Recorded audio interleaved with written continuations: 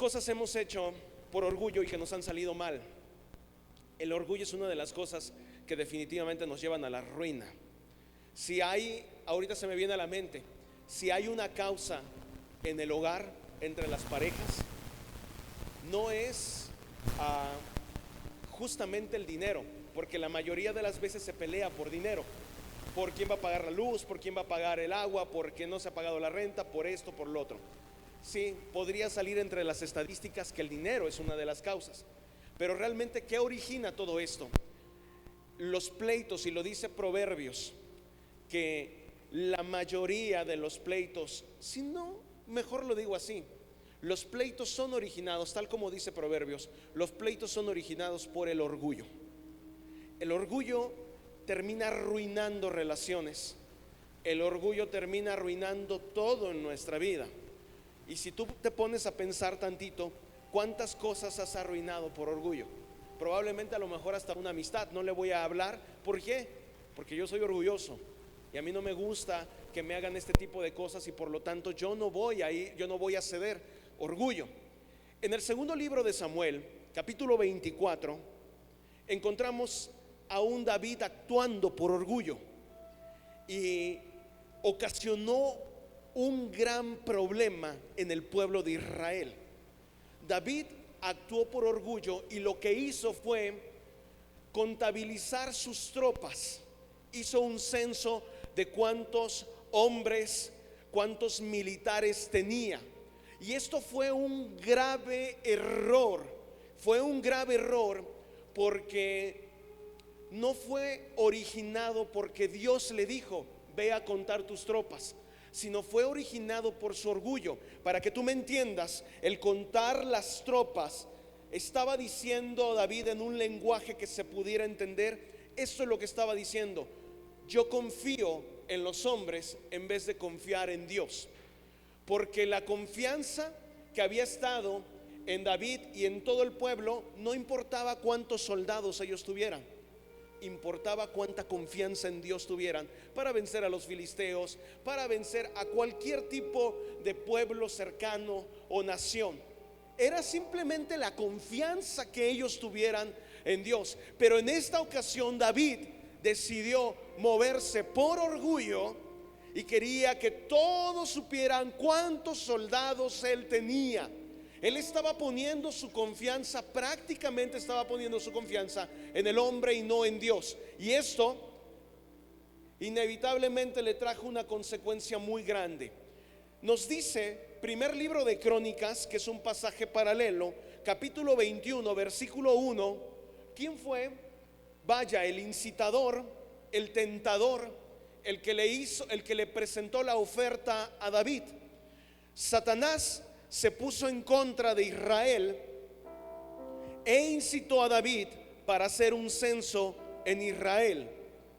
Podemos ver al autor, el que te presenta el dulce, el que te presenta, el que te incita, pero debe haber una causa que lo origina dentro para que alguien termine cayendo. ¿Sí? Es decir, a una persona que tiene problemas con el alcohol, no le va a ir a presentar a Satanás, no le va a presentar o no lo va a tentar con un dulce, ¿verdad? Porque él sabe por dónde puede llegar. Si la persona ha tenido o está teniendo batallas en esa área, entonces el incitador, el tentador, te va a presentar ahí. Y lo que estaba batallando David en este momento era con el orgullo, con la parte de cuántos soldados yo tengo, con la parte de sentirse de alguna manera que él podía. Y entonces viene el incitador y te presenta la tentación. Vamos a recordar un poquito acerca de Jesús. Cuando Jesús está en el desierto, no fue tentado por Satanás en áreas que no era lo que él necesitaba. Quizás le presentó la tentación con la comida. ¿Por qué? Porque él estaba hambriento. Jesús tenía hambre. Y dice la misma escritura que en ese momento, cuando él comenzó a sentir mucha hambre, después de estar 40 días y 40 noches, el tentador, el incitador, Satanás, llegó y le presentó lo que él aparentemente quería. Y sabemos qué fue lo que pasó. Jesús pasó la tentación. Pero en el caso de David, Satanás, a mí me llama mucho la atención que en la escritura, en el Antiguo Testamento, en el libro de Crónicas, se mencione a Satanás. Satanás se puso en contra de Israel e incitó a David para hacer un censo en Israel. Había algo en el corazón de David, se presentó la tentación y terminó cayendo. Lo que había en el corazón de David se llamaba orgullo. Ese orgullo que termina arruinando todo. En el segundo libro de Samuel, que es el pasaje paralelo que estamos leyendo y de lo que vamos a aprender, en el capítulo 24, versículo 4, podemos ver que el contexto nos está diciendo que los generales de David le dijeron: por favor, rey, no hagas el censo. Y aquí encontramos que pudo más lo que era la autoridad del rey que cualquier opinión de los generales. Sin embargo, la orden del rey pudo más que la opinión de Joab y de los jefes del ejército, y ellos tuvieron que salir a contar a todos los israelitas. Y como es de esperarse, cuando uno toma una decisión por orgullo, en vez de ser dirigido por el Espíritu de Dios, siempre van a venir consecuencias. El orgullo trae consecuencias, y eso creo que lo sabemos todos los que estamos aquí, porque todos los que estamos aquí en algún momento de nuestra vida hemos actuado por orgullo y ha habido consecuencias. La diferencia entre tomar decisiones en el orgullo a tomar decisiones basados con la dirección del Espíritu Santo. Y aquí vamos a ver que las consecuencias que vinieron no solamente para David, sino para su familia y para el pueblo, fueron consecuencias grandes, fueron consecuencias muy grandes. A mí me llama la atención cómo incluso hay para escoger qué es lo que quieres. Segundo libro de Samuel, capítulo 24, versículo 10 y el 11. Pero David se dio cuenta de que había sido un error haber contado a toda la gente. Vaya, se dio cuenta que el orgullo no le estaba dejando cosas buenas. Así que dijo: Dios mío, no está bien lo que hice. Te he ofendido al contar los soldados que tenemos. Yo te ruego que perdones mi error. Cuando tú dices: yo te ruego, Dios, que perdones mi error, definitivamente tú estás mostrando arrepentimiento. Aquí encontramos arrepentimiento en la vida de David, y eso es lo que realmente tenemos que hacer todos: arrepentirnos. Si de alguna manera tú escuchas a alguien que comparte y te dice: lo mejor que puede haber en tu vida es el perdón, no haya orgullo, sino perdón. Perdona a la persona que te ha fallado, perdona a la persona que ha cometido un error en contra de tu vida. Tú puedes decir: Señor, realmente es cierto, estoy arrepentido de haber guardado estas cosas en mi corazón, así que yo voy y perdono o pido perdón. Vaya, David lo entendió, porque es muy fácil entender eso, que cuando empiezan a suceder cosas en nuestra vida, lo que tenemos que hacer es arrepentirnos. Definitivamente es muy sencillo. David se arrepintió. Versículo 11. David siempre consultaba al profeta Gad. Por eso al día siguiente, cuando David se estaba levantando, Dios le dio a Gad un mensaje para David y le dijo, mira el versículo 12: ve y di a David, así ha dicho Jehová, 3 cosas te ofrezco. Dios le dijo a David: 3 cosas te ofrezco. Tú escogerás una de ellas para que yo la haga. A esto le llamamos, lo primero que vimos se llama arrepentimiento. Repite conmigo: arrepentimiento. Pero lo segundo que vamos a ver se llaman consecuencias. Repite conmigo: consecuencias. Y es que es así. Por una parte está David entendiendo que lo que él había hecho no era lo correcto, y quizás podemos dar un aplauso y decir: qué bueno, porque la persona lo entendió. Pero por otra, podemos ver que el acto de haber hecho algo trajo consecuencias, y aunque la persona se arrepintió, aún quedan las consecuencias, porque a veces eso no se entiende, no se comprende. Pero si ya se arrepintió, pues sí se arrepintió, pero quedó algo, quedaron consecuencias, ¿sí? Quedaron consecuencias. Yo no quiero hablar en este aspecto como algo malo, porque todo hijo siempre va a ser una bendición. Todo hijo va a ser una bendición. Pero hay personas que tienen la relación y después se arrepienten y dicen: ay, Señor, ¿qué hice? Y vino un hijo que a lo mejor no fue planeado. Y entonces dice: Señor, ¿y ahora qué es lo que voy a hacer? Yo me arrepiento, sí, está. Pero ahora hay un hijo que vas a tener que mantener durante toda tu vida, ¿sí? Y eso fue algo que la persona decidió. Entonces, hay un arrepentimiento, pero también hay una consecuencia. Y eso es lo que vamos a ver a continuación. Vamos a ver en el segundo libro de Samuel, capítulo 24, versículo 13. El 12, solamente leerlo un momentito más, porque le dijo: ve y dile a David, así ha dicho Jehová, 3 cosas te ofrezco, tú escogerás una de ellas para que yo la haga. Como un ejemplo que quizás en estos momentos me faltó comentarte, es esto. ¿Qué pasaría si uno de tus hijos entra a tu habitación y tú tienes una cajita ahí por donde está tu closet, tu buró, con dinero? Porque has estado ahorrando dinero. Y uno de tus hijos te agarra el dinero, va y se lo gasta. ¿Qué es lo que va a pasar? ¿Lo vas a disciplinar o no lo vas a disciplinar? Y si tú te diste cuenta ahorita, yo no te pregunté si lo vas a perdonar o no lo vas a perdonar, porque el perdón va incluido. ¿Y sabes por qué va incluido? Porque es tu hijo. Una cosa es el perdón y otra cosa es la disciplina. Aunque tú lo hayas perdonado, seguramente tú lo vas a disciplinar. Y esto es justamente lo que pasó con David. Él se arrepiente, vaya, Dios lo perdona, pero consecuencias quedan. Segundo libro de Samuel, capítulo 24, versículo 13. Entonces Gad fue a ver a David y le preguntó: ¿qué prefieres? ¿Que vengan 3 años de hambre en el país? 3 años de hambre en el país. ¿Que tus enemigos te persigan durante 3 meses y tengas que huir de ellos? ¿O que el país sufra 3 días de plaga? Piénsalo bien y dime qué debo responderle al que me ha enviado. ¿Tú qué escogerías? Yo me puse a pensar en ello, ¿no? O sea, todo tiene que ver con 3 años de hambre y de escasez, 3 meses de persecución y que tú terminas estés huyendo, o lo que son 3 días de una plaga. No necesitas gritarlo, solamente piénsalo. ¿Qué escogerías tú?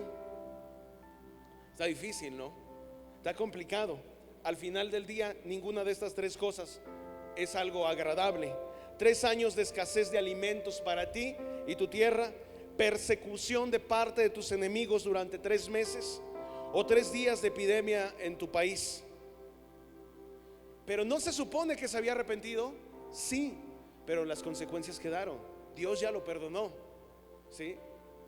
Es como aquella persona que, como hace ratito te dije, va y roba y le pide perdón a Dios. Dios lo perdona, pero seguramente lo vio a alguien y termina en la cárcel, porque las consecuencias ahí están.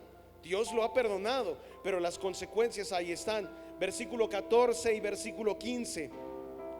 Entonces David le dijo a Gad: estoy en un verdadero aprieto, estoy en un verdadero problema, pero es mejor que nuestro castigo venga del Señor y no de la gente, pues su amor es grande. Así que el Señor envió, y aquí quiero que prestes toda la atención, porque luego hay confusión aquí. Así que el Señor envió enfermedad contra Israel. Empezó en la montaña y continuó hasta el tiempo designado. Murieron 70,000 hombres desde Dan hasta Beerseba. Hay 2 cosas a entender aquí en este último verso. Número 1, que estamos hablando desde el Antiguo Testamento. Y número 2, que la palabra enviar se traduce originalmente como la palabra permitir. Y es totalmente distinto a que alguien envíe, a que alguien permita que algo pase. Si yo voy a enviar o si yo voy a permitir, me voy a hacer a un lado Y esto es importante entenderlo, porque cuando uno deja de tener la protección de Dios, porque uno se aleja de Dios, o porque Dios se hace a un lado, en ese momento comienzan a suceder cosas muy desagradables. Pero no es porque Dios envíe algo malo, porque entonces sería contradictorio. Dios envía cosas buenas, no cosas malas.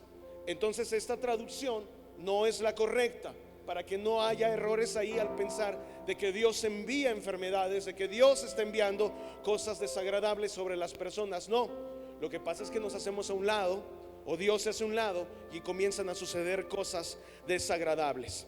Entonces, si te arrepientes, Dios te perdona, pero las consecuencias quedan. Y aquí vamos a romper con una forma de pensar que ha sido muy tradicional.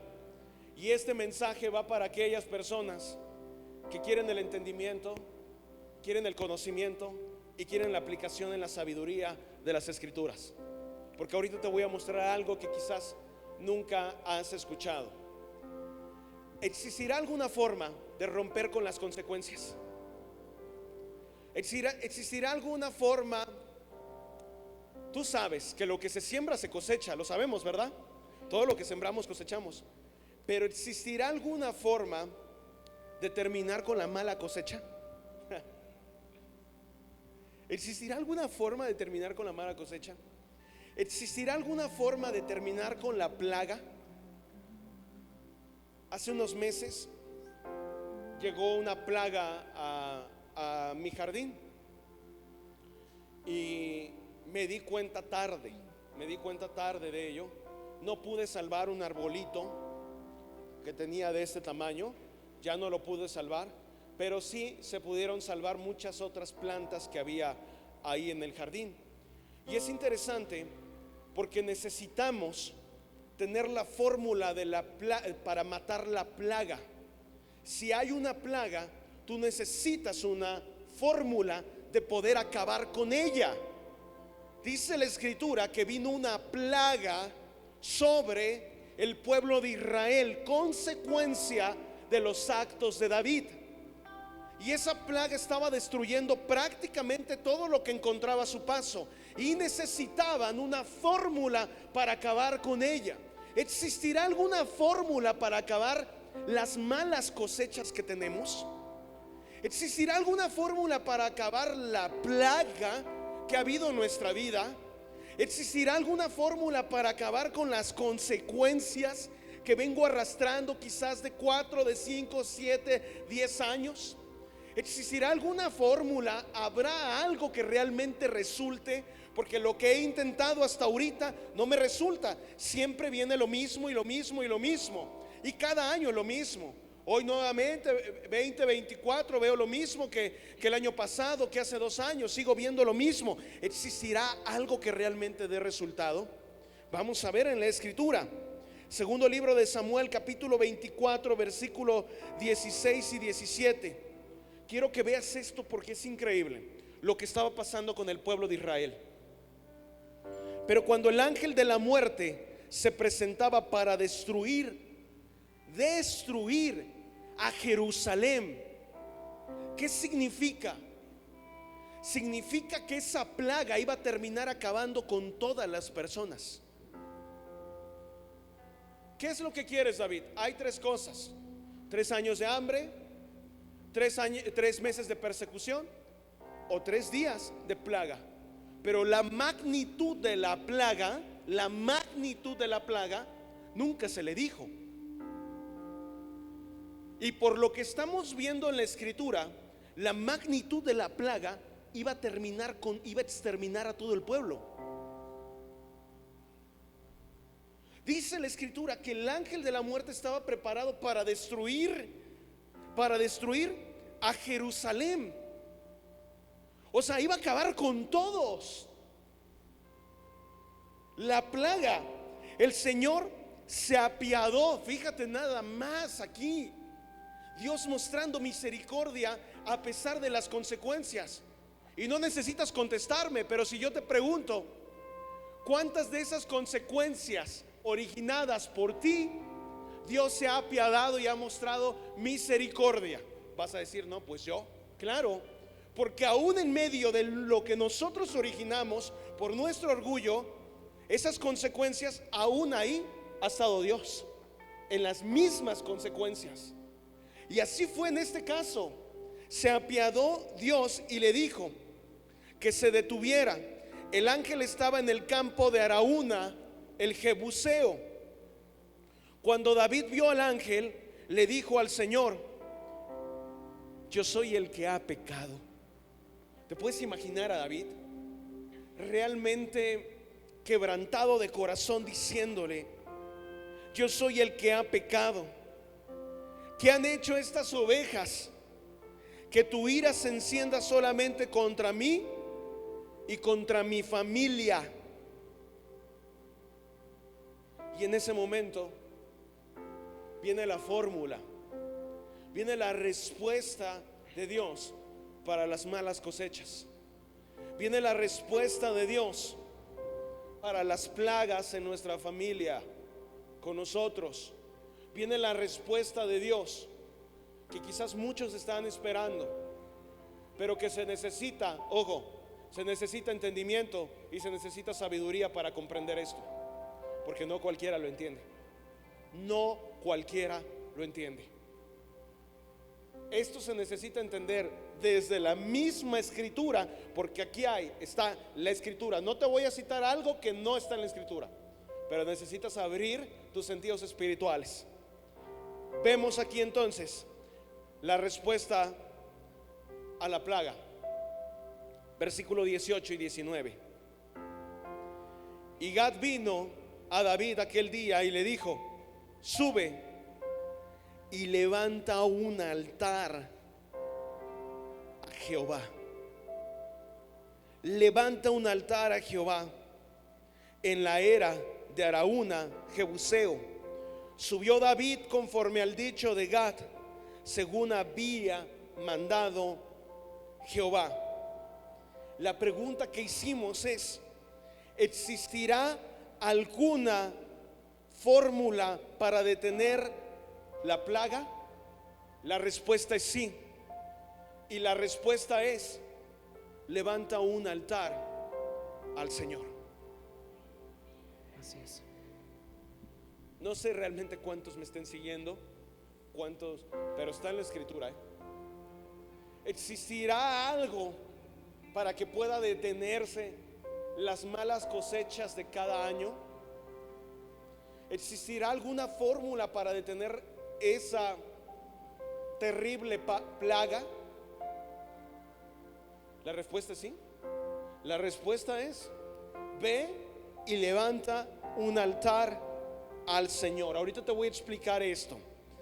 Levanta un altar en el campo que le pertenece a Araúna, fue la respuesta. Versículo 20 y versículo 21.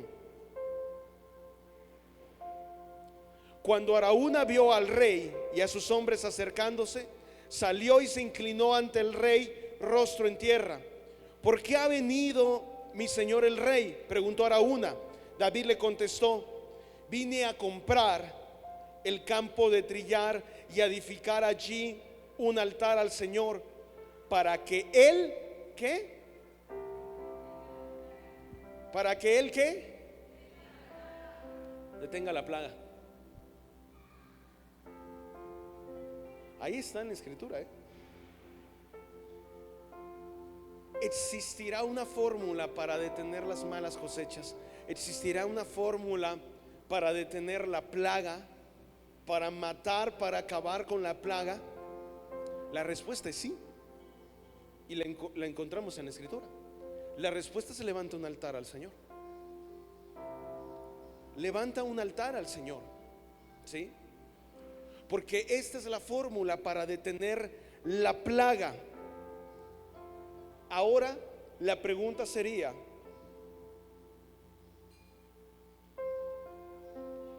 ¿qué se hacía en un altar en tiempos de David? Una vez que David construyera un altar, ¿qué es lo que iba a hacer David en ese altar?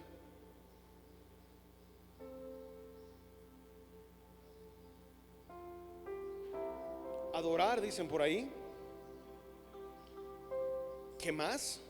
¿Y cómo iban a adorar?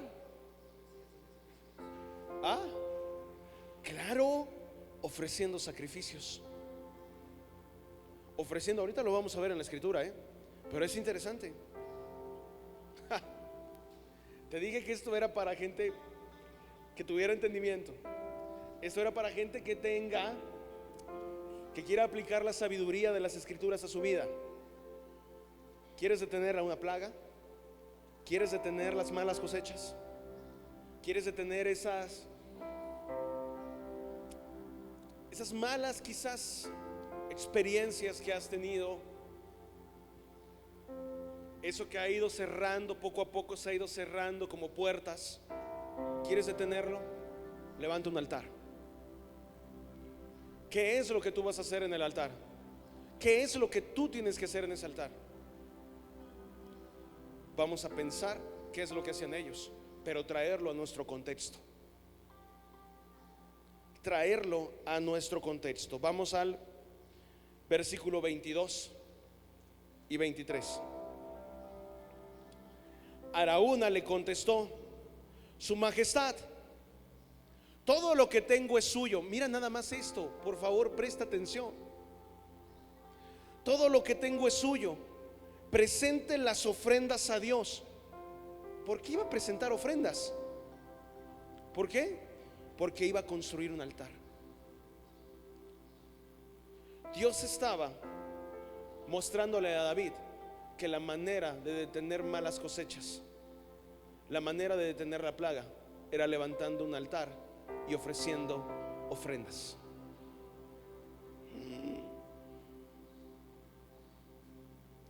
Y es bíblico, y nada es sacado fuera de su contexto.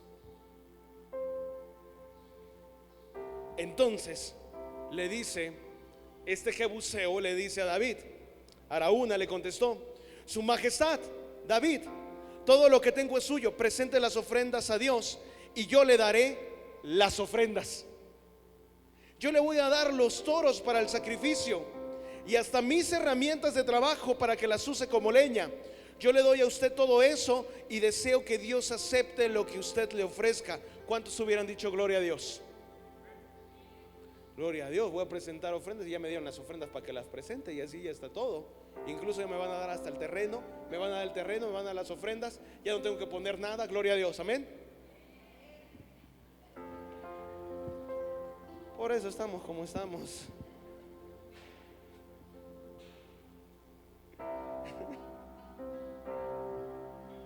Si no pongo nada, mejor, ¿no? Gloria a Dios.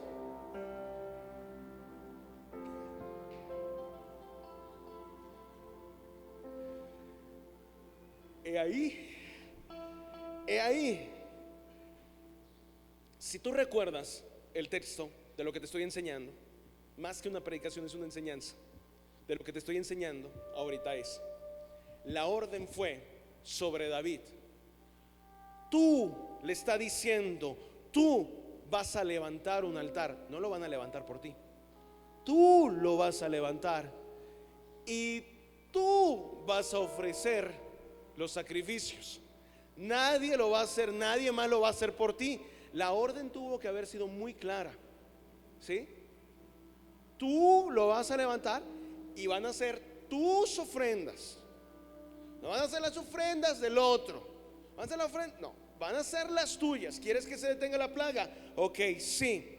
Entonces vemos en el versículo 24 y 25: Te lo agradezco, dijo David. Te lo agradezco con todo mi corazón. Te agradezco todo esto que tú estás haciendo, pero yo no puedo ofrecerle a Dios algo que no me haya costado nada. En nuestro caso, la mayoría hubiéramos dicho gloria a Dios, una bendición del Señor. Voy a levantar un altar y voy a dar ofrendas. Y qué mejor si alguien más me las da, para que así yo no tenga que gastar nada. Es una bendición de parte de Dios. Pero la orden había sido muy clara: tú lo vas a levantar y tú vas a ofrecer los sacrificios. Y vemos en la escritura que cuando se lo ponen aquí Aquí le dicen, mira, aquí está, mi rey, no gaste nada. Mi rey, usted no tiene que invertir en este terreno. Mi rey, usted no tiene que invertir en nada. Es más, hasta mis propias herramientas las pongo ahí para que sirvan de leña. Lo que usted quiera, los toros que tengo aquí son para usted. Y dice David, te lo agradezco con todo mi corazón, te lo agradezco, pero yo no puedo ofrecerle nada a mi Dios que no me haya costado. Wow. Había una revelación bien grande aquí. Pero yo no puedo ofrecerle a Dios algo que no me haya costado nada, así que yo te voy a pagar todo lo que me des. Yo te lo voy a pagar todo. Aquí se rompe el paradigma de que las ofrendas no son importantes. Justamente con esto, tanto para Dios como David lo entendía claramente, la importancia de ello. Versículo 24: David le dio a Araúna 50 monedas de plata por el terreno y por los toros, y construyó allí un altar para Dios. Lo compró y comenzó a construir un altar para Dios.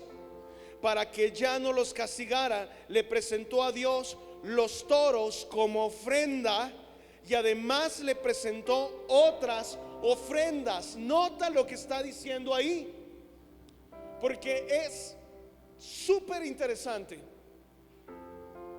cómo lo que estaba haciendo David iba a provocar, y que se lo había dicho Dios, la manera iba a provocar que se detuvieran malas cosechas, que se detuviera la plaga. Existe una manera, y si tú lo tomas en tu corazón, porque esa es una cuestión totalmente voluntaria.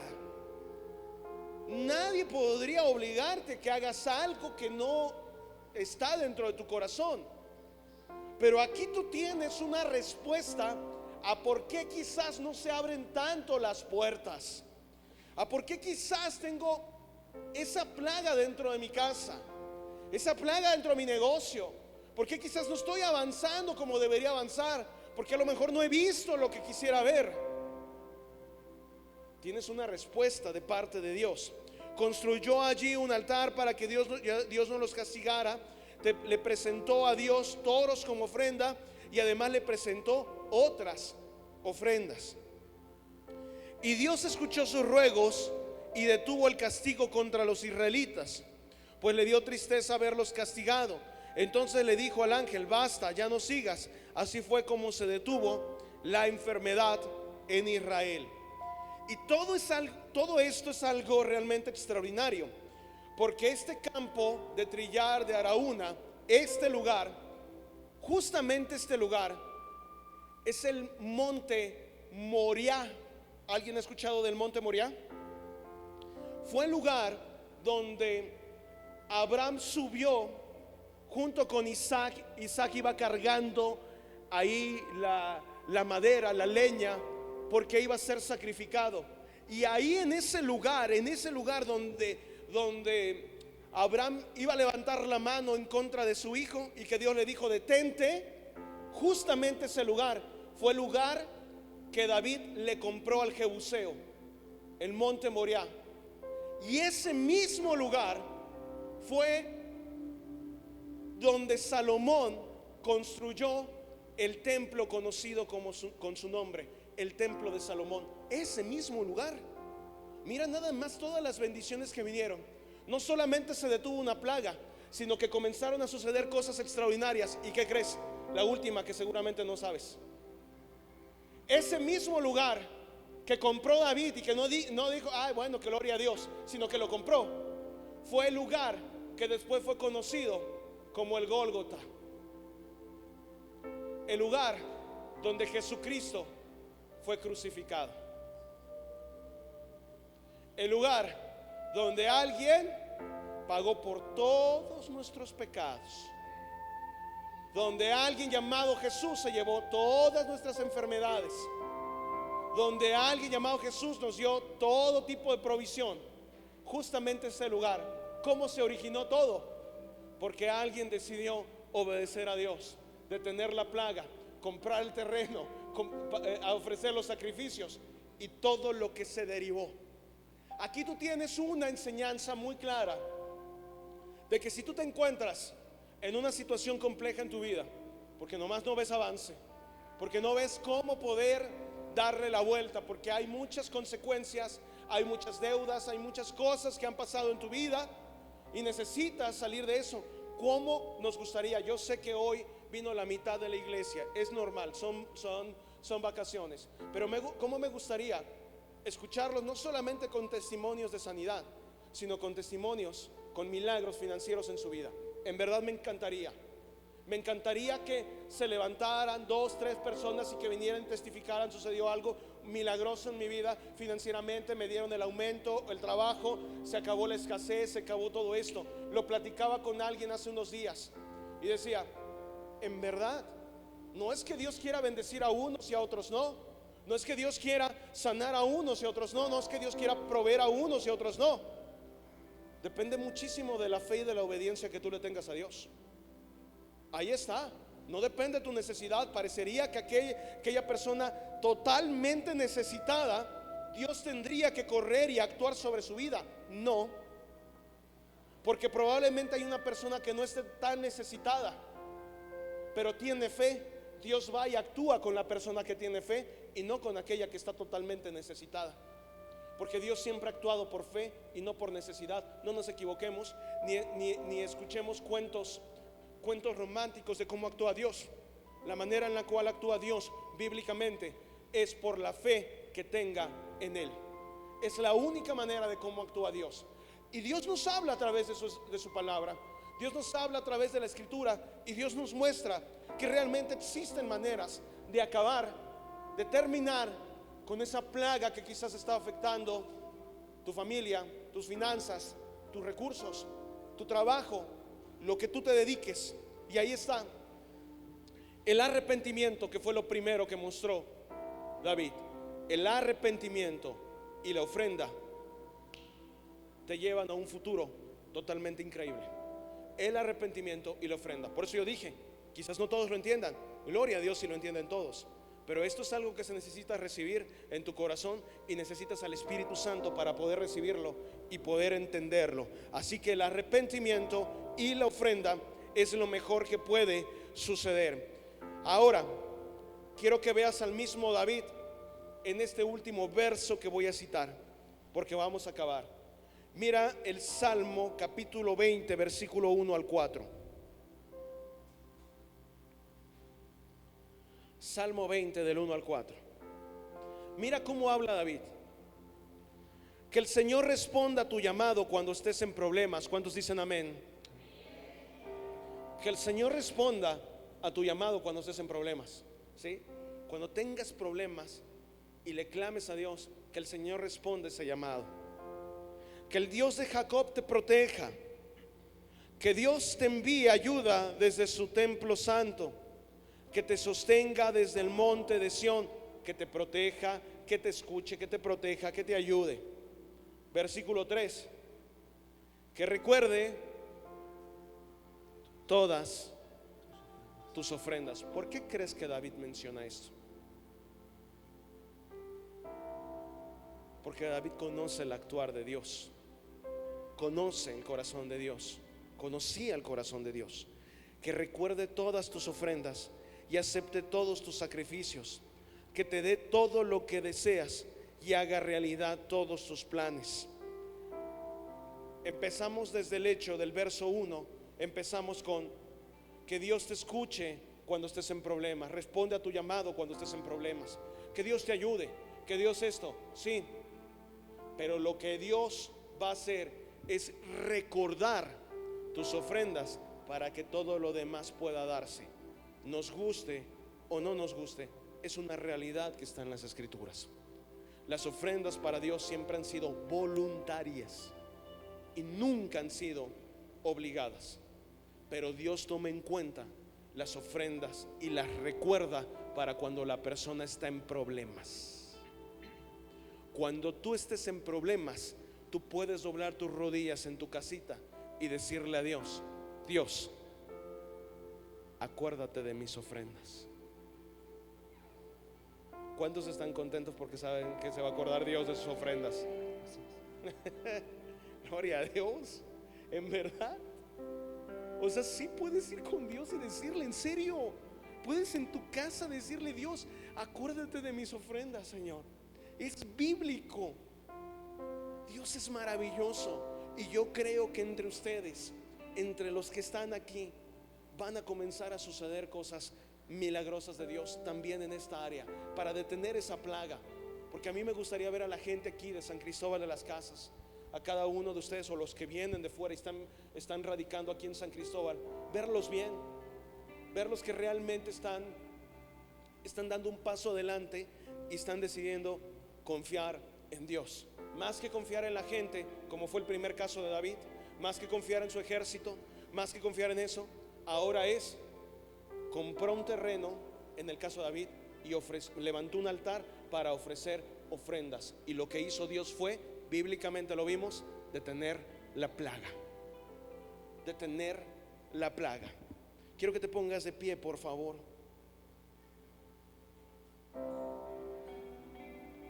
Yo dejaría esta enseñanza con varios puntos, pero uno de ellos, así para concluir, es Dios diciéndonos: yo no me olvido de ti porque tú no te olvidas de mí. Y eso es así. Me buscarás y me encontrarás porque me buscarás con todo tu corazón. Y cuando tú hagas algo, hazlo con todo tu corazón, y no porque alguien te obligue, sino porque nace de ti. Si nace de ti, porque hay un altar, y sea esta semana o sea la siguiente semana, y que de ahí sucedan testimonios, y que de ahí sucedan testimonios, y que tú puedas dar testimonio, porque ya en otras áreas tú sabes que los hemos visto, milagros de sanidades, de libertad, de todos.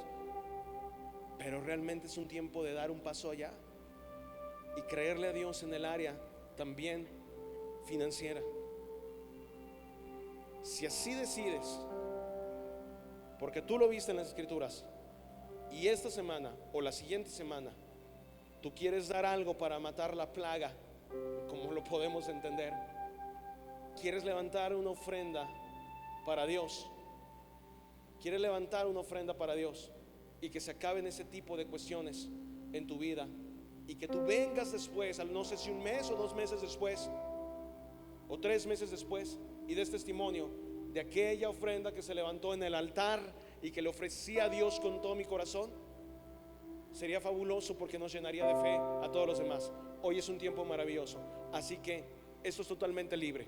Nadie, repito, ni Dios mismo puede obligarte. David andaba buscando una respuesta para que se acabaran los problemas que estaban sucediendo con la plaga, y Dios le dio la respuesta. Hoy quizás Dios nos está hablando, pero depende muchísimo de nosotros si creemos o no creemos, porque todo se mueve por fe. Muchas gracias, Padre. Gracias, Señor, por este tiempo. Gracias por hablarnos, Señor. Gracias por dirigirnos, tu presencia en este lugar, Señor.